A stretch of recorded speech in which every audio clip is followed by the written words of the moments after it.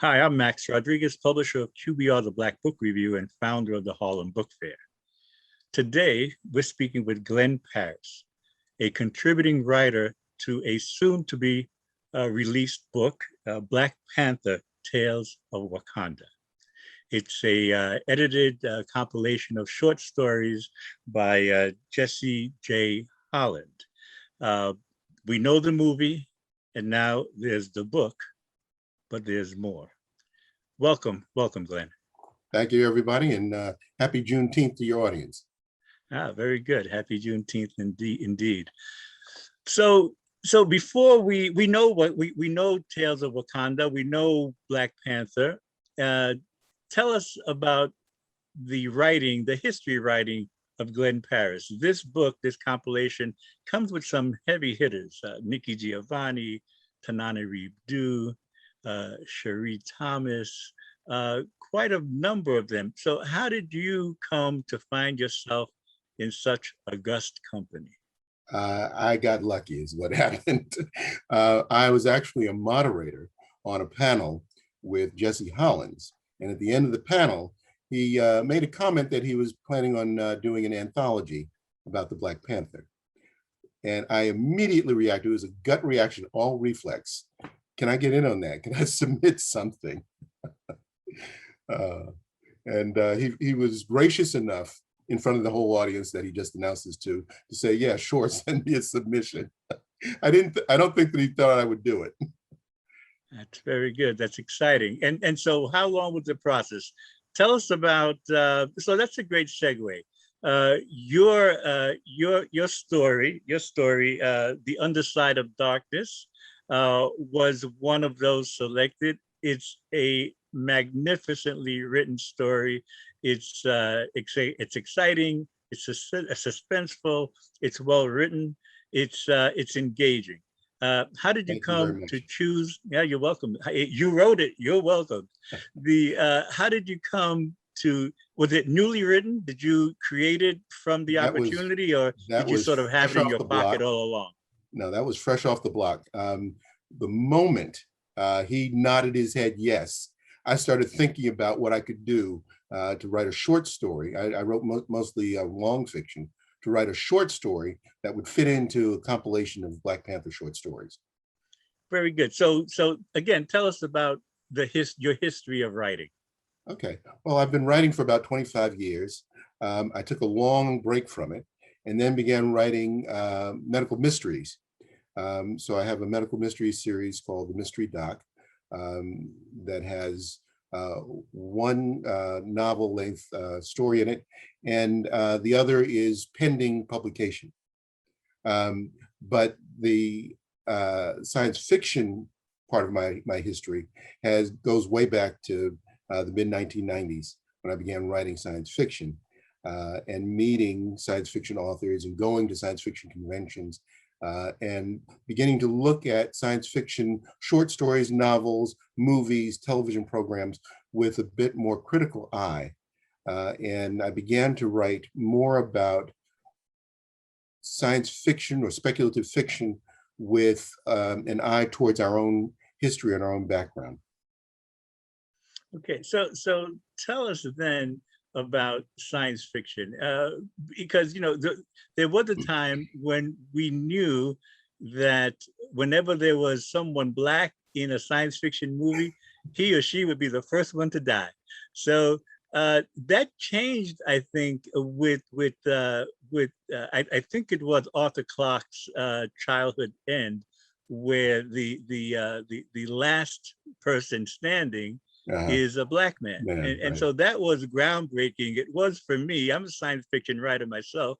Okay. It was for me. I assumed it was for many others as well. So first, tell me about how you came to sort of play in the space of science fiction, knowing that the common perception was, if we're Black, we're dead. Right. If we're Black, we're dead, and Black people don't read science fiction, is what I've always heard. Which is why we might have been expendable as the first to go. Right. Well, they're not reading it, so we can hide it inside a book, which goes back a long ways, that comment. But I was very fortunate. I grew up in New York City. I went to an interesting high school. I went to the Bronx High School of Science, which also has a storied history in science fiction, as you probably know. Samuel R. Delaney is sort of the grandfather of African American science fiction or Afrofuturism. He and I share a birthday, we share high school, and we share a love of science fiction. But because of that, that background, many of my colleagues read science fiction, critiqued science fiction, and it stuck with me for many, many years. I began writing science fiction in a very unusual circumstance. I was doing a job, I was working in a hospital where I was on duty for 48 hours at a time. Well, for whatever reason, on the weekends, they locked the library. So I couldn't get in to read anything. And there's an old expression, you write what you like. So I began outlining stories that I would like to read. And as I began to outline them, I began to, sort of fill in the blanks. And the next thing I knew, I was in the midst of writing a story. Okay, so tell us this then. Science fiction. You mentioned science fiction. You mentioned speculative fiction. When did science fiction, astronauts, flying saucers, aliens, become speculative fiction? Was that just a nice name contrived by the publishing industry because science fiction was seen as sort of an outlier? No, I think that speculative fiction is simply an expansion of science fiction. So when you think about science fiction and rocket ships and ray guns and little green men and bubble helmets, that kind of thing, that's kind of 1940s, 50s, 60s science fiction. It matured. So we began looking at what if? And once you start going through a few layers of what if, you start coming up with really interesting situations. And we saw that kind of imagination exercise in the 60s with Star Trek, which they thought would be too intellectual for the general public. And it almost didn't get made. Voyage to the Bottom of the Sea, semi-comedy science fiction with Lost in Space, that was sort of the beginning of the change, at least on television and the movies. Then we had things like really thoughtful science fiction, like Planet of the Apes, 2001, A Space Odyssey. This sort of changed the concept of science fiction as being really lightweight to something really, chewy, that you really, have to think about. And that's what really attracted me to science fiction. I like to take a science fiction story with me after I read the end. I want to keep thinking about it. I want to know, well, what would happen if, or what if this was different? What if he made a different choice? That's the kind of science fiction that I've always liked to read. So it's the kind of science fiction I began to write. So Sam Delaney, the father of African-American science fiction, were his characters primarily Black? His characters were primarily Black, and he is openly and quite proudly gay, and he expresses a lot of that in his writing. But he also comes up with these unbelievable prescient inventions. In 1984, he almost described Google to a letter in some of his writings. Really amazing. It takes a little while to get into his writing. You have to go, probably about 50, 60 pages before you start to get it. But that's all right. It is an intellectual exercise. And, if you've got the patience, you got the time, you can really get a lot out of his work. In that history you mentioned, and still, I don't see a large trajectory for Black characters, for Black actors. At what point did we become a conversation, a thing? I think it really began with Star Wars. Everybody recognized James Earl Jones' voice, even though he wasn't credited in that first movie. Everybody knew that voice. And when he became such a complicated character in that series, I think that things began to change. I think that Billy D. Williams got his shot because of the impact of James Earl Jones as Darth Vader. I think that our roles began to grow more and more. In Alien, Yaphet Kotto became an interesting character, and it expanded the depth of a lot of science fiction. When you have a Black character with some personality, it comes off as gritty, and directors wanted something gritty. Mm-hmm. And so, and in writing, In what writing, what was our point of turn there? You mentioned Arthur C. Clarke. I can remember a story that he wrote back in the 70s where he was talking about a gentleman who would clone himself as he got to a certain age. He'd make the trip back to Earth and he would clone himself. And for one reason or another, he came upon another character who he thought had so much merit. Instead of taking that opportunity and cloning himself, he cloned that person and ended the dynasty of his family. And I always remember that Imperial Earth from back in the early 70s. I thought it was an interesting decision. He described him as being of Nigerian descent. He described him as being a sort of almond colored, as I recall, character. But it was really interesting to listen to the description and the depth of that character. And just to bring up the history just a little more. So who have been our most prominent speculative fiction or science fiction writers? Who might viewers want to know of? All right. Well, as much as I love and respect Samuel Delaney, I got to give it to Octavia Butler. I mean, when I began reading her stories, I was absolutely hooked. And when I got a chance to meet her, I was just blown away. I think I was so excited, I probably ran over myself talking to her. But she was a really interesting person to talk to. She asked these really weighty questions, and they just came out of nowhere with her. And you just didn't know how to respond. At least I didn't. I think I was young. I think I was very inexperienced when I first started writing. But I was just so excited to meet her and to get her opinion on things. And she wouldn't easily render an opinion. She would ask questions. She'd ask a number of questions, and I was never prepared to answer her questions. So I did have a wonderful opportunity to talk to her on several occasions, and I think at that time I was enamored with talking with her, but I didn't appreciate the special opportunity that I had in that connection. And I was just getting into my career in medicine. I had a very, very busy practice.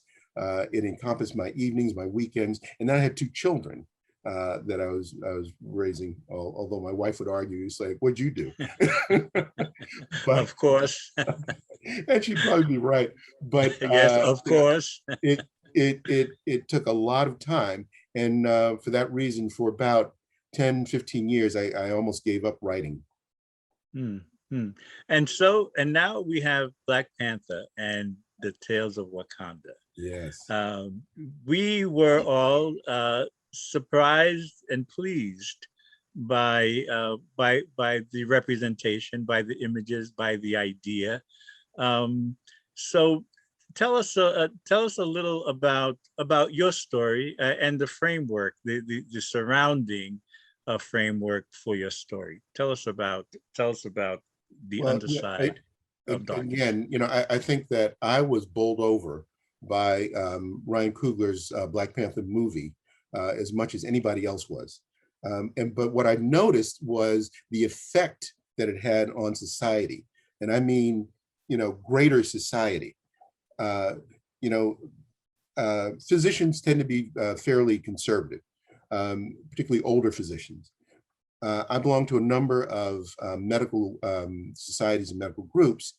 And what I found was a lot of our African-American medical groups were emulating the whole Wakandan theme in major meetings.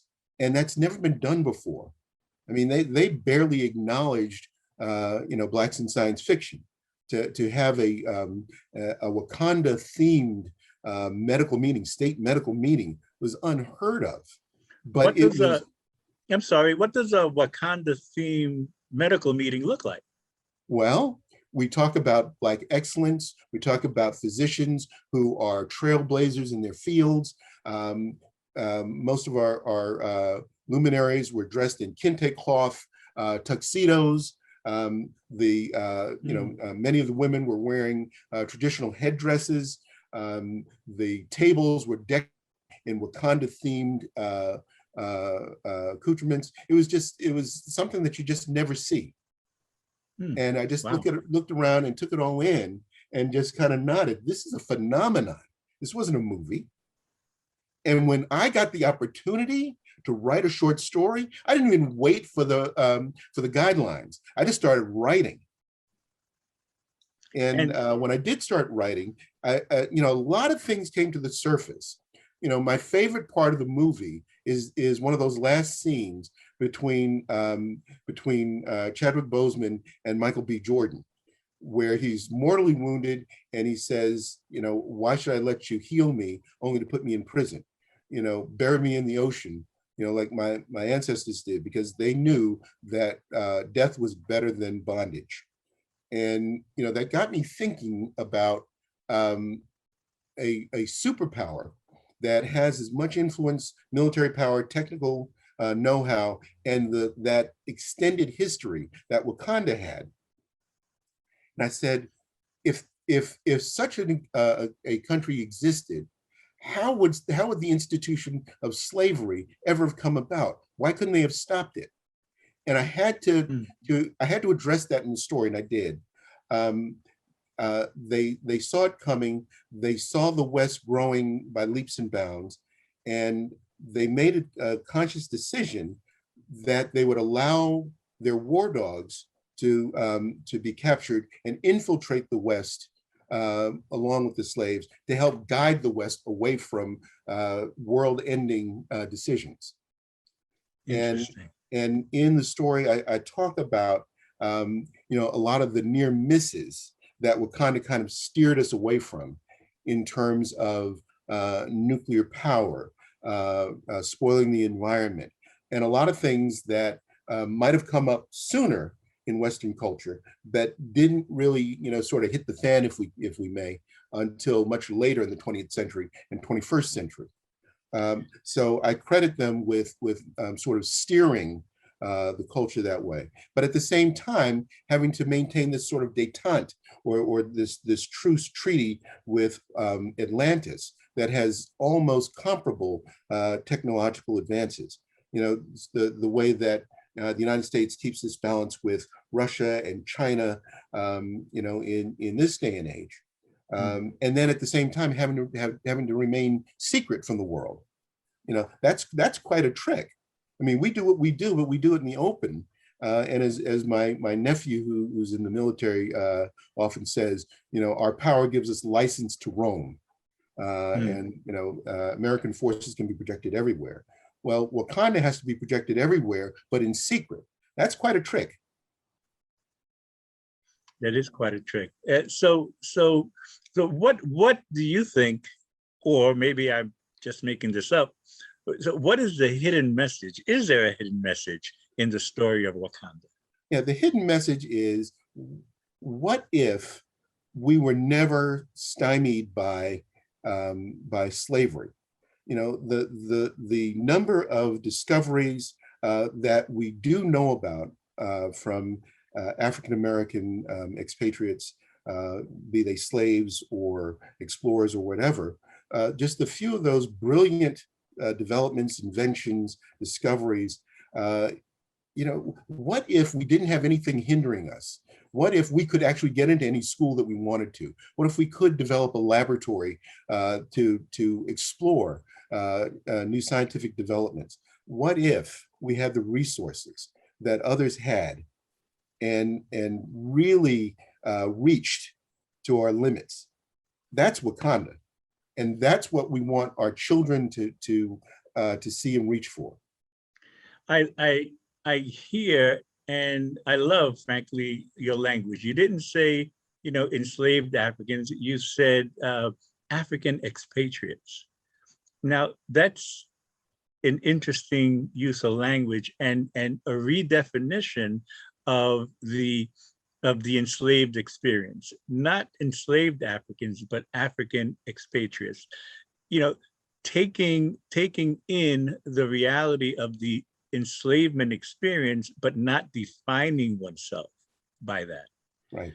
African expatriates. Interesting. Yeah, we weren't allowed to maintain our families, but I think that in spite of 400 years of oppression and yeah, opposition or control, I think we were never broken. They never did quite break us. We still have the flavor of African music, which we've always expressed. African cooking, African medicines have somehow still survived, even without teaching, without references. The notion that we can come up with and invent or improve anything that we touch, and there's a derogatory term for what we do, but it was acknowledged what we do, rigging things, or, and there's more to that term. But it was a way that we could improve things that didn't work well enough. And we did it all the time. If you see workmen or contractors, I come from a family of craftsmen. My grandfather was a carpenter. My father was a painter. My uncles were plumbers, electricians, and mechanics. They always came up with something new. They didn't have a tool, they made a tool. They didn't have a part, they rigged some way around that process to work. And this was done all the time. It wasn't just my family. All of us did that. Mm-hmm. And we never got patents for it. And when others saw it, they would look at it, re-engineer it, and then it would end up getting patented. But these are things that had been done for years before. Mm-hmm, mm-hmm. And again, back to your language. From that space, we find sayings like "a way out of no way," right? We hear language that speaks to our resiliency. Mm-hmm. We remain unbowed, unbroken. Right. So this is good. So all of this is found in the idea of Wakanda. Does it matter that it's all fictionalized? That in the place of a reality, we have to sort of subvert ourselves to a fictionalized place in order to sort of retouch our greatness, our character, our history? No, I don't think it does at all. I think that deep down, we all know who we are. And mm-hmm. I think that the pride that we walk around with is a little intimidating to people. And I've seen that. Mm-hmm. You walk around and you come up with something, that works, or you look at a process and you say, I can fix that. I can make it better. I know the solution to this problem. And when we enter a room knowing what we know, it's a little intimidating. We don't have that pedigree of education that is expected for somebody who can solve this problem. And, you wonder, okay, well, gee, what if they actually had these advantages? What could they do under those circumstances? The old saying is we have to be twice as good to go half as far. Well, we're going as far and further. So how good do we have to be? Mm-hmm. So I encourage young people to keep that in mind and don't let anything intimidate them. Did you say anything? Anything. Did you say anything? Nothing should intimidate them. That's right. That's right. So Nothing. what is the future for the story of Black Panther and Wakanda?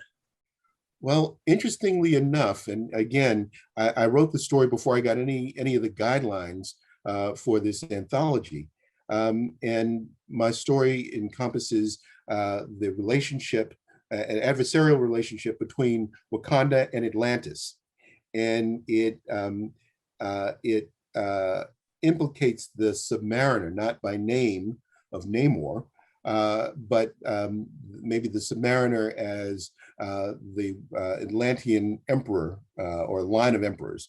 Um, so the next Marvel movie is going to be titled Wakanda Forever. Hmm. We don't know what they're going to do with the Black Panther character, but we do, at least the rumor is, and Marvel has not squelched this, but they can scuttle it at any time and use it as a lost leader or misdirection. They're very good at that. But right now, the rumor is that the next story is going to have Atlantis and Namor the Submariner as the antagonist, which mirrors some of my story as well. So Oh, I'm how pretty excited interesting. about that. Yeah, I would be too. That's Yeah. amazing. That's amazing. So what can we learn from Wakanda? Should we embrace it, or is it another Hollywood I think moment? it started off as a Hollywood meme of an advanced culture in the middle of Africa, sort of like uh, King Solomon's mines or something like that. But I think that it morphed into something much greater. The intellect of the Black Panther is a greater draw than the power of the Black Panther. His fighting abilities are dwarfed by his intellect, and by the technology that Wakanda has built over the centuries. Mhm. The idea that you can have such incredible geopolitical power, technical power, and not abuse it is a concept that I think is noteworthy, not only to America, not only to African Americans, but worldwide. The Black Panther movie, with all of its technology, and yet its inherent secrecy and pride, went over very well in China, in Korea, Japan, Saudi Arabia, Europe, South America. I mean, I run into Latinx kids who are running around with Black Panther t-shirts and toys. And if you mention it to them, their eyes just light up. Little blue-eyed, blonde-haired kids get excited. It's like the Black Panther. I mean,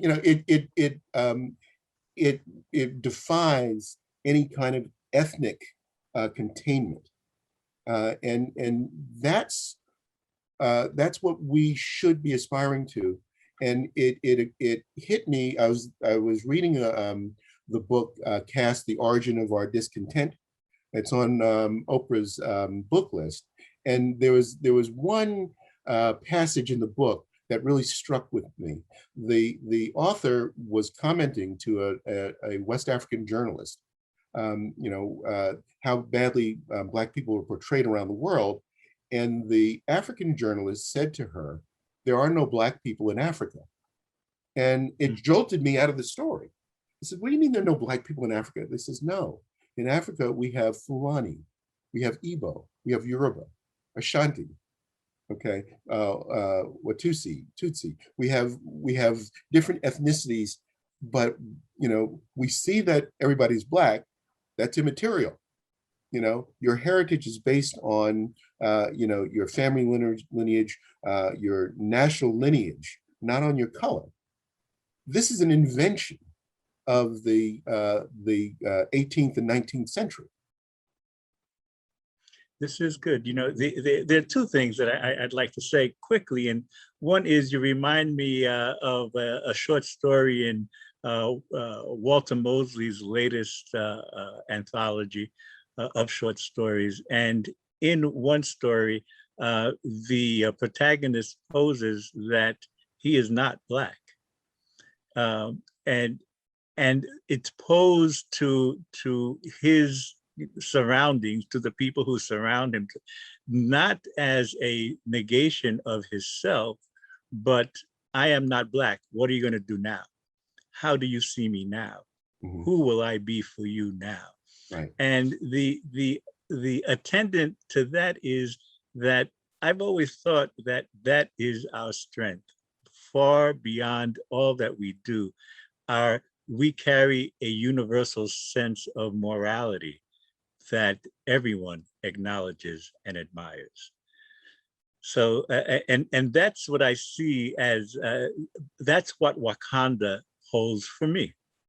You know, A how little about bit for of a you? moral What do you? compass. Yeah, a Hmm? little bit of a moral compass. You know, That's right. the A big moral compass, and perhaps a moral compass that may be missing throughout the world. and it is, and I think that the world has spoken. The fact that everybody on the planet can appreciate the movie, the power of Wakanda, that is wielded, not for further gain, but for balance and peace. I think that that's a strong, strong statement. Very good. So, and when is the book scheduled for release? Do you have info on that, Well, Glenn? actually, it's been released. It's been out since March. Mhm. It's growing. I wish that it gotten more publicity than it did, and the fact that you question when it came out, Mm. sort of draws my attention to the fact that we could have gotten a little bit more publicity from the company than we got. We did Mm. get an audio book for those who don't have time to sit down with a good hard copy book and feel those pages between the fingers. Mhm. You can listen to an audiobook, wonderfully done by two very, very good narrators through Audible. And it is the Black Panther Tales of Wakanda Audible edition. Very good, very good. So we know that that you live in Atlanta or Yeah. thereabouts. And what else should we know about you? We know that you keep good company. We know that you are a writer of high caliber, simply by the selection, your selection within this anthology. What else would you like our viewers to know about you? Well, Tales of Wakanda and the Underside of Darkness is not my first foray into writing. I have The Renaissance of Aspirin, which is a medical murder mystery featuring an African-American medical scientist who is part of a team that comes up with a treatment for a very painful condition called fibromyalgia syndrome. The size of this disorder in terms of the number of people affected and the expense to society makes this a multi-billion-dollar drug. But the pharmaceutical executives believe that she's stumbled onto a flaw in the formula that they're trying to cover up. Well, they try to remove her with an assassination attempt that misses, and she goes on the run. And she's very inventive, and I guess desperation makes you so.